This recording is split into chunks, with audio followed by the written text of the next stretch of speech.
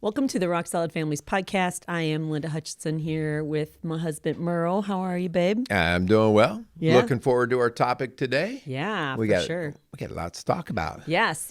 So we are going to be talking about the importance of mentoring and why it's so important for our kids to have other adults in their life that are speaking into their life and speaking truth into their life. And so it kind of is on the coattails of a movie we just saw called The Forge. Yeah. And it's at the theaters. And so if you're listening to this, in real time, then we highly encourage you to either find it in the theaters or maybe on video by the time you watch it. Yeah. Well, I mean, this is kind of in the movie, it's directed towards males. Yes. Teen boys up into adulthood. But really, hon, this is for females, males. This is all about that whole idea. Like we have three generations here, right? You got the older generation, you got the parent generation, and then you got the kid generation. And which one's most important? Well, that's a stupid question, right? They're all important because they weave into each other. And we've gotten, there's some isolation now, right? Like where kids don't always want to even be involved with grandma and grandpa. I remember that. I mean, I do remember a late teen, like... Do you want to go over grandma's house? I was too busy. Yeah. I was too cool, right? Yeah. I wanted to be with my friends, and I kind of remember that. And so at that point, you kind of start to close the window on maybe some opportunity to be mentored, but it also depends on the relationship that you had with your grandparents. You had a great relationship with your grandparents. I did. And even as an adult, I remember driving down in college, playing cards with my grandpa on a warm summer night on his covered porch. And, it was just something that we did. But again, like you said, hon, we are living in this world of isolation where our kids are going into their room and shutting their door, and they're really being mentored by social media or YouTube or the internet. And so this movie really brought home a lot of emotions. Good thing they were passing out tissues because it was definitely full of emotion as we are really parenting through those teenage years where they're pulling away and wanting more independence. And so the importance of mentoring. I had someone tell me a long time ago, we all need a Paul in our life and we all need a Timothy. We all need someone that's pouring into us and we all need someone that we're pouring into. And so as you're listening to this podcast today, I really want you to be thinking about that. Like, do you have those in your life? Do your children have those in your life? Right. One of the coolest questions we asked our teenage young adult sons was, if you couldn't come to mom and dad with something, who would you go to? Right. And to hear their names that they mentioned was so comforting to me because they were men in their lives that we had put in their lives that I trusted in. And so I was so thankful for those men that had poured into our sons, so much so that they felt safe to go to those people. Yeah. They were strong dads. They were strong dads. They were strong dads, and they were just men of integrity, and they were able to speak well. Here's the silly thing, right?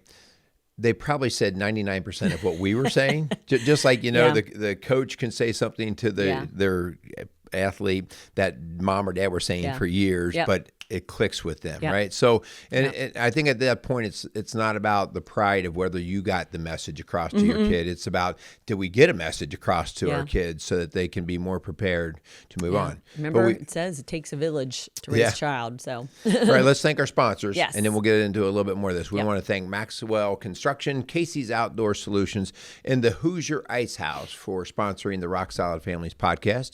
Again, we also always want to thank all of you viewers and listeners. Thank you for just continuing to hang in there with us and giving us the 5-star ratings. We greatly appreciate that. And I think more than all of that, we just appreciate when you share the shows because you felt like it had something meaningful, if not for you in that moment, but for somebody else. So share the shows. Yeah, so a little bit about the background of The Forge. It's one of the Kendrick brother movies. If you've seen War Room or Courageous or Facing the Giants, Overcomer, there were so many of those good ones that were out. And so this is another movie written and produced and directed by the Kendrick brothers. And it's a story that revolves around a young adult boy. I think he's 19, Isaiah. He just got out of high school and he finds himself really in a crossroads. And he was spending a lot of time playing video games and really wasn't even looking for a job. And he was being raised by a single mom. Right. And there was kind of some headbutting. And so if you're out there and you're a parent that's headbutting with a teenager, this movie is for you, and really to bring your children, especially those teenage boys, young adult boys, preteen boys. Such an important movie, and teens in general, really. Yeah, when you're teen, especially when they're starting to kick back a little bit, which not all of them do, right? I mean, but many of them will, because they're, as I've said many times before, there's not the only difference between a 3-year-old and a 16-year-old is 3.5 feet, and because they're really wanting to discover their world, they're really wanting to spread their wings, and it's really becomes one of the more narcissistic times in our life. We all experience that. Like, well, what about me? That's like when I told you I didn't want to go visit my grandparents as much because, hey, I was more important. I had things to do. And so some things in the movie, hon, that I thought just were interesting is there was not a dad. And there was obviously there's always a dad, but there wasn't a dad active in his life. Yep. Okay. Which you see a lot through your work. And you saw a mom who was working and trying to raise her child and trying to provide. Okay. And that nurturing was really, really good for many years until it wasn't, right? Until all of a sudden this young boy of hers starts to kind of get his testosterone surges and he wants to become alpha. And she's kind of at her wits' ends with him, Yep. And then there's I think there was something that was really neat, and this goes back to the church, the reason for the church. Even though she was struggling in the house, she had a lot of resources. She had church resources. She had the prayer warriors. Yes, right? she did. Miss Claire. Right. So rather than her just throwing up her hands, she would take the problem to good, reliable people. Right. And not necessarily people who would tell her exactly what she wanted to hear. Like this, when you complain about your kid, there's many parents who be like, yeah, you know what, if my kid did that, but to actually push back a little bit to help her. Yeah. And so she had that supportive environment from her church family, her prayer warriors. And then all of a sudden, Isaiah finds himself in a relationship with a mentor, a boss. His name was Joshua. And he created this safe and nurturing space. But he was still honest, right? He held him accountable so that Isaiah wasn't feeling shame, but he was being convicted. Like, I'm not really, doing what I was supposed to be doing, right? And so there was a guiding hand. There was a supportive environment. There was this role model, and by the way, it was African-American young men. And so this role model is a strong, influential, successful African-American man, right? Joshua was. And so that was really cool to see that catalyst for change for Isaiah. Yeah. Well, hon, let's start to roll this out of the movie and into more real life, what we actually see in our office and what we see out there in the community. Guys, this is no secret. Our nation is experiencing an epidemic of teens, both the male and the female, that are lacking strong leadership in their life, whether the parent or parents aren't there or whether the kids are just kind of refusing to be involved. Either way, like we used the word before, that isolation is happening. And so this is at epidemic level, and I think you have to really understand that. And, hon, it's something that, you were the one who really brought this to my mind. The authority figure has changed from the parent to now YouTube or Google or TikTok, right? Like they used to say, Mom, what do you think about this? Or Dad, what do you think about this? No reason to do that now. We can Google it. And so right away, your authority has not been diminished. It's been eliminated. Oh, yeah. Our 16-year-old really has told us before, in all seriousness, that he could quit school and become a millionaire because he saw it on YouTube. No. I mean, this is no lie. And so in his mind, he doesn't need high school. He doesn't need a diploma because he has seen somebody who has done it without it. And so in his mind, that's the answer. And so it's sad. It's scary what they're getting their information from. And, we've been told many times before, we don't know how to parent teenagers.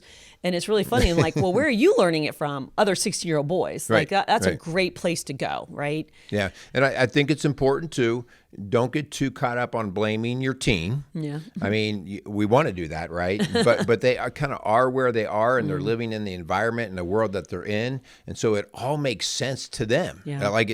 Our teen is, he's 100% convinced that the way he's thinking through things is right. Yeah. Okay. Yeah. And so he doesn't quite have the wisdom to look down the road to say, okay, well, based off of what you're doing right now, if I went out 5 years or 10 years, there's no guarantees, but here's the track that I see it leading you to. And they can't see that because they haven't walked down that trail. But so that speaks to the importance that we're never going to not need mentors or good leadership. Yeah. So statistics tell us that there's nearly 30% of teens that lack a constant combination of mom and dad in the home. And so even the 70% that do have mom and dad in the home, they're not being mentored the way they were even just a generation ago. Things have changed. In what ways? Like, even if you have mom and dad in the home, what is looking we've different? Said this many times because the whole home dynamic is different. Even if we have mom and dad in the home, and we're using the phrase in the home, meaning they're both married, biological mom and dad, most of the time we're seeing both mom and dad are working. Yeah. And so we see even young kids, third, fourth, fifth grade, that are fending for themselves at a very young age for a portion of the time. And by the time we are getting to the middle school ages and the high school ages, they're fending for themselves a lot. And so this whole thing called mealtime, this mealtime has gone bye-bye. And so it's now, go get the TV dinner, throw it in the microwave, and just go sit down in front of the TV or go, scroll through your phone. And so that mealtime, hon, that is where mentoring comes. We have to be careful not to turn it into the nagging beatdown, but to actually say, hey, how you guys doing? What's going on? And that, when they can drop their guard because they're comfortable, right? We always break bread. That's breaking bread is one way that you can ease the tensions of people and then have good conversation. And so the mealtime is critical, and that's gone bye-bye in many, many homes. Well, and it's not just because mom and dad are both working. It's also because we have overscheduled our family where we are running in different directions to go to practices or games or workouts. And so we literally are eating Wendy's through the drive-thru. Yeah. And so we're not really spending the time around the table. So that's really the breakdown of mentoring has occurred because we're not home. We're not really kind of in that unscheduled zone. And we also aren't really making church or faith a priority either, where God and his word are important, prayer and worship. We've not and a whole new set of mentors there, right? Yes, that's what you were talking about before. Like our older boys had connection of guys outside of me. Yeah, they still do. As a matter of fact, when they come in town, it's so cool because they see all of those men now who, used to be their, young adult mentors. Now they're old, gray-haired, granddads. I did not say that. But, old, decrepit. No. Anyway, yeah. And have you ever heard the story that this is a connection, and I think this speaks to the biology of animals, which we are of, like it or not. And the story about the male elephants. No. I was watching Zootopia the other day with the grandkids. This is not a joke. No? No, this is a true story. So this story's actually been around, but I was just recently reminded an article in the BBC by Lucy Freeman. I read it. I was like, oh yeah, I remember that entire story. But to kind of paraphrase the whole thing, they were going to introduce elephants, a population of elephants, into a new part of Africa that had pretty much they'd gone extinct in that area. And so they just went around and they got all these young bulls, right? So like 15 years or younger, which is juvenile. That's young, okay? And the reason why they didn't take the male bulls is because they were just so big. Yeah. And it was harder to transport them. So, the mature male bulls. So they took these young juveniles and they shipped them all over to this new part of Africa, and they just let them go, right? And so thought, well, that'll be great. They'll start repopulating. And within just weeks, they started to see something that they just kind of blew their mind. They were finding dead rhinoceroses, which a rhino's a pretty tough animal, right? Yeah. Not too many things can go after a rhino. Here, they came to find out these elephants were surrounding rhinos and they were destroying them. They were just gorging, fighting them, destroying them. And they started running just rampage over the village areas and the rhinos. They had 50 dead rhinos where finally they're like, we got to do something. Okay, so I'm trying to connect the elephants with the men. Yeah, okay. I'm going to get there. Okay. So they thought like, okay, there's nobody here is establishing alpha male. Okay, they're all in their minds, in the elephant teenage mind, boys. they're all thinking they're alpha males. Okay, And so one of the biologists said, we need one of the big old boys here, the big old bull a elephant. mentor. Yes. And so they went back and they brought 6 mature bull elephants in. So these were like 40-year-old elephants. Okay. Brought them into the same area. And within days, those young bulls came in contact with the mature old bulls, and the old bulls, of course, put the hammer down. So they and right away, hierarchy of authority was established, and all of the rampaging of those young bulls immediately stopped. Wow. Because the old bulls kept them in check. And so it just speaks like when we see gangs, right? When we see young, and this can be girls too, but I mean, this is far, far more prevalent in the male population because testosterone is surging and the brain does things that are just out there getting wild. And so, guys, more than ever, we need strong, authoritative, not authoritarian, authoritative males that can lean into a kid and go, hey, come on, this is how we do things, not the way you're doing. So even in the animal world, the animal kingdom world, it holds true. Wow. I was wondering how you're going to compare elephants with teen mentors. Yeah. But that is so true. I mean, that this reminds me, Hun, of the season of parenting that we talk about and before in other episodes, season 3, which is the 13 to 21, give or take a couple years, where this is the mentoring season where we're supposed to kind of step back a little bit and give them some chance to develop their wings to fly, right? And this is where parents and parent figures kind of come alongside teens and allow them to make mistakes and provide mentoring to help them through it. They don't rescue or abandon them, though, right? They stay in the scene, but they kind of help with that support and that coaching in season 3. Yeah. So, I mean, as we go through and start giving, here's some words of encouragement and advice. Hun, one of the things I think we have to do is just our culture. We've got to stop lying to ourselves. We've got to stop lying to say that a single mom can raise kids with no problem, or a single dad, or, we have to stop lying, and we have to say we need mom, dad, we need male figure, female figure. Stop the lie, stop trying to recreate biology, and let's see what biology really does. Just like the elephants, right? Let's see how it really works, and stop this lie as if we think we're smarter than nature. And it doesn't have to be blood. I mean, these can be adult figures, parent figures. And I remember when we had moved to a different church. I was on staff at a different church, and it was kind of in the west side of Cincinnati kind of area. And we then, months later, adopted our 3 youngest kids, and they were 11, 10, and 7. And we started to realize they're making friends and they're meeting other adults, but these adults live on the other side of Cincinnati. And so to connect with them and be mentored by them, they weren't in their schools, they weren't their coaches, they weren't going to see them through the week. And so what we intentionally did when I came off staff and we started Rock Solid Families is we moved back into the Southeast Indiana area for our church home so that we could get back into a community, right, of adults and couples and families and kids and mentors that our kids would see, right? They were coaches, they were the bus driver, their kids were in the stands with them. And so this is the chance that they could have that relationship with other adults besides us. Yeah. I mean, I think that's just a super valuable point.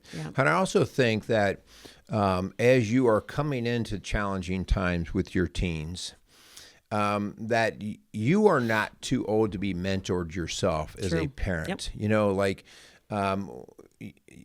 We have to realize that there's somebody that has stepped before us and has this thing called wisdom. It doesn't mean they have all the answers. It means they have insight, okay? And so letting your prideful way down, just kind of surrendering and being able to look at somebody and either seeking professional help or actually, confiding in a friend and say, this kid's wearing me out. That was one of the things that you saw in the movie, The Forge, the mom's like, he's wearing me out, We've and been so there.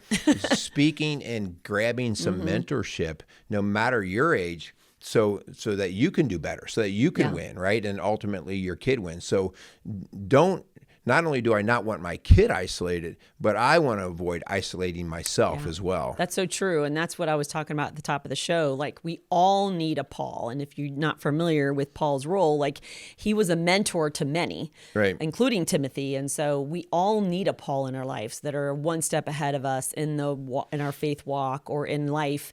And so, or in parenting, right? Yep. In those seasons. And so we need those mentors in our life. And then we need someone that we're pouring into, right? It never stops. You know, we're getting older. I'm not going to say we're old yet. We're getting older.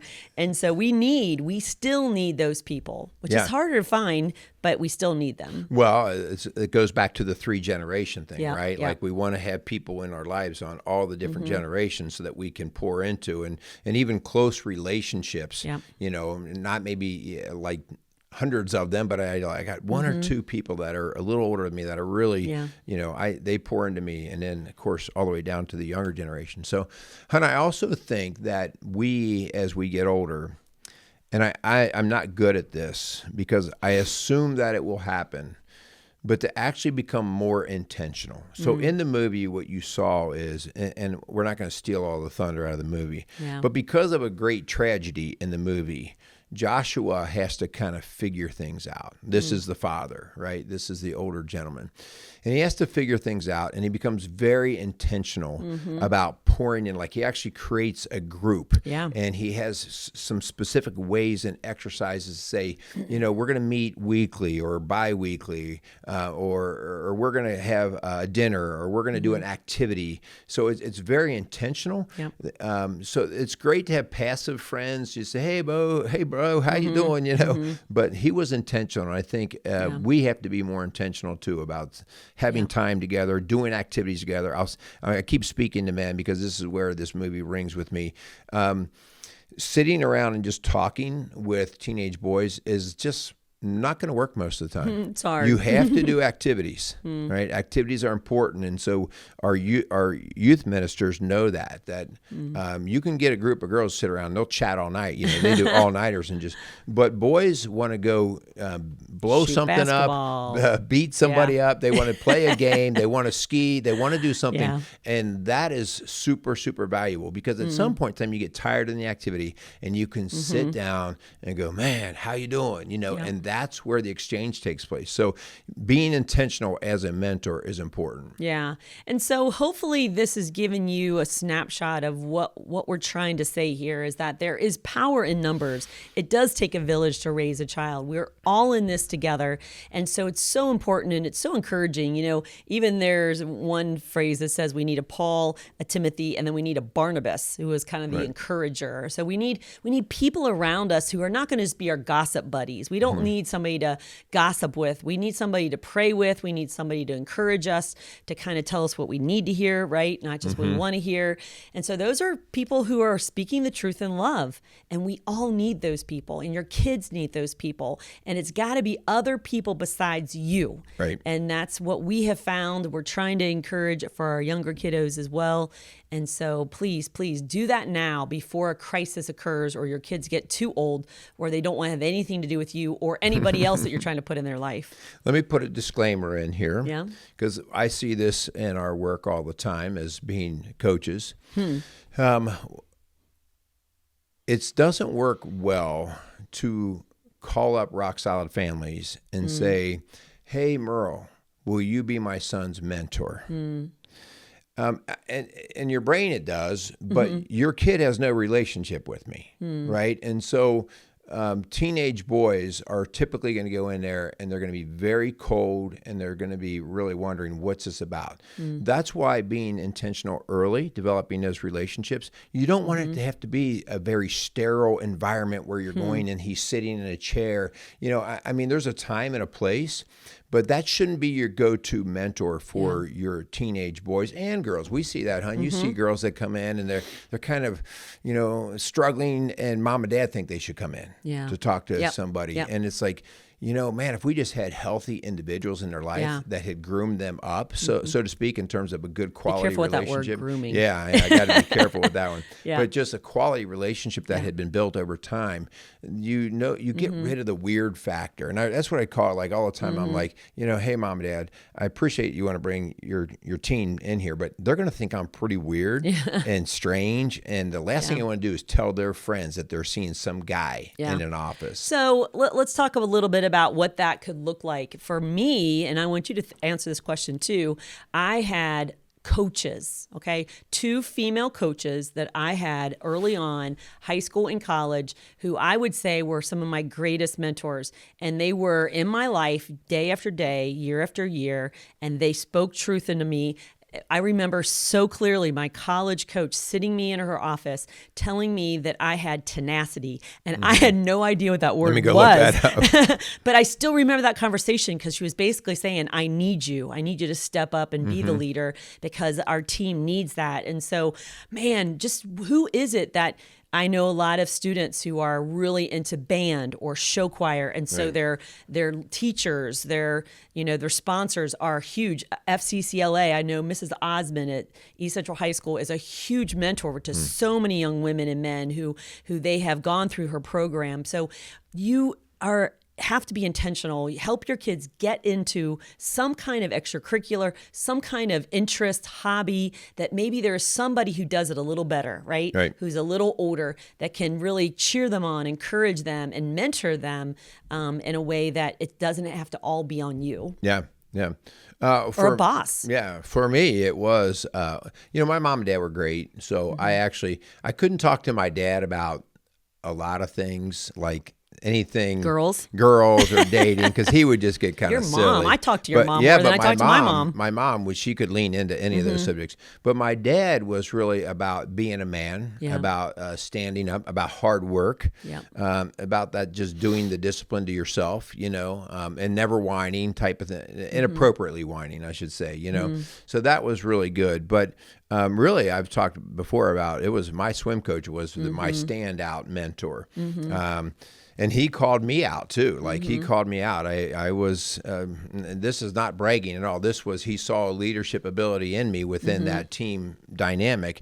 And he pulled me aside and he said, you're going to be my team captain this year. And that was as a junior, you're going to be. So you need to start showing these guys exactly what to do. And right away, like, the chest puffs up and you're like, because that's the last guy I wanted to disappoint. So those are just important people. I love sports for that reason, because the scoreboard doesn't lie. You're always, it hurts at some point, whether the training or whether the win or loss, it hurts. And it reflects real life so much better than a video game. Yeah, for sure. And so it could be a boss. In the story, it's a boss. And so, but again, it's really important to develop those relationships, help your kids develop those relationships. Maybe even ask them after you watch this podcast, or maybe go see that movie. Ask them, if you couldn't come to mom and dad, who would be your top 5? People adults. And I would say, by the way, if it's a guy, if it's a teen boy, ask him for men. If it's a girl, ask him for women. Just because we don't want anything to be, like you mentioned, grooming. Like, we don't want anything to be inappropriate. We want to try to keep it above reproach. And so we want to really make sure it's a healthy relationship and a positive mentoring. Another disclaimer, as you're talking, sometimes you can have them relatively close in age. So maybe you got a 17 or 18-year-old and they will have a 21-year-old friend. But I would be really cautious about that. I would be cautious because like our son would say, I like this person because they're cool. Or fun, or they get me or whatever. And so I would be cautious, because the 21-year-old is not much removed. Okay, now there could be a very mature 21-year-old, but a mentor is somebody who's got some years on them. And so maybe we're talking about a 28 to 38-year-old, or maybe even older, but somebody who's moved through that phase of life. And so I would just caution, because I know our son would really gravitate towards just a couple years older. And I don't know that as a parent, I would quite be ready to say that's a great mentor. So if you don't have a teenager or young adult, and if you maybe are in that position, we would love to see you reach out and say, okay, who is it around me in my circle? Maybe it's an employee that works with a coworker. Maybe it is a neighbor. Maybe it is a relative, a nephew, or a cousin, like somebody that you can take under your wings and really mentor, because we all need those people. And our teenagers are really turning inward and they're isolating themselves, and it's not healthy. And just like you mentioned, those young bulls, like we don't want that kind of mom mentality where we're really kind of letting that testosterone fly in an unhealthy way. Yeah. Right. Well, that's where our gangs come from and all of that. Thugs. So, so guys, hopefully, this is an unpaid advertisement for the movie The Forge. We are not paid a dime. All right. But it struck us, and it prompted this conversation between Linda and I, and we're also living it in our home like many of you are. And so we would challenge you to go and seek out that movie and then start to just be more intentional and think about it. So it's a big part of just raising kids and keeping a good, solid family moving into the next generation. Yeah. So if this is the first time that you've tuned into the Rock Solid Families podcast, we're so glad that you did, and we hope that you will connect with us. We have a huge library of years and years of podcasts that we've done on faith and family and personal wellness and fitness. And we also, Merle, you mentioned Strong Dads. Merle and Carl Andrew have another podcast called Strong Dads that this really does speak into of what, we're trying to talk about today, and that's the importance of mentorship. So please check that out. You can find that on all your podcast platforms. And if you're interested in more in what Rock Solid Families does, please check us out at rocksolidfamilies.org. Okay, we want to thank our sponsors. We want to thank Maxwell Construction, Casey's Outdoor Solutions, and the Hoosier Ice House. So we want to thank those guys again. We thank you guys out there for listening and sharing the shows. And as Linda said, if we can help you, just reach out to us. And so get out there and make it a great day. What else you got, babe? Yeah, thanks for listening to the Rock Solid Families podcast, building a stronger community, one family at a time. Make it a great day.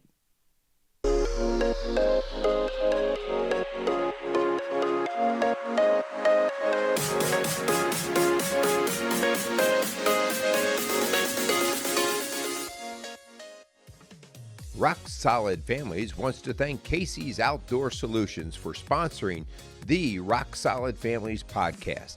Casey's has grown to be one of the largest and most unique garden centers and gift shops in the Cincinnati tri-state area. Whether you are looking to take on that next landscape project or simply add a little home decor to your house, Casey's has you covered. Located at 21481 State Line Road, Lawrenceburg, Indiana. Call them today at 812-537-3800. Let Casey's help you add beauty to your home.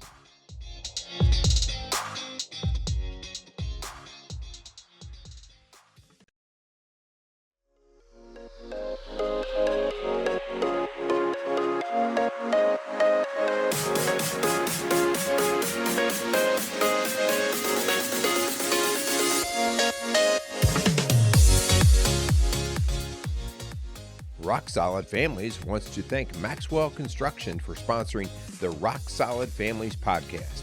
For over 30 years, Maxwell Construction has been a leader in turning dreams into realities, building schools, banks, restaurants, and many other commercial and public facilities.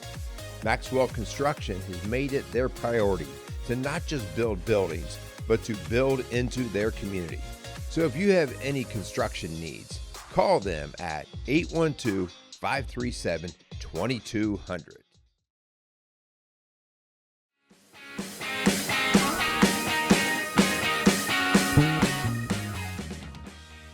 Rock Solid Families would like to thank Hoosier Ice House for being a proud sponsor of the Rock Solid Families podcast. In the heart of historic Lawrenceburg, Indiana, the Ice House is at the corner of Vine and High Streets. The historic building evokes a feeling of comfort with spacious indoor and outdoor dining, a large bar, and comfortable dining areas. Large enough to host parties, yet intimate enough to feel like your favorite neighborhood restaurant. So thank you again for the Hoosier Ice House for sponsoring the Rock Solid Families podcast.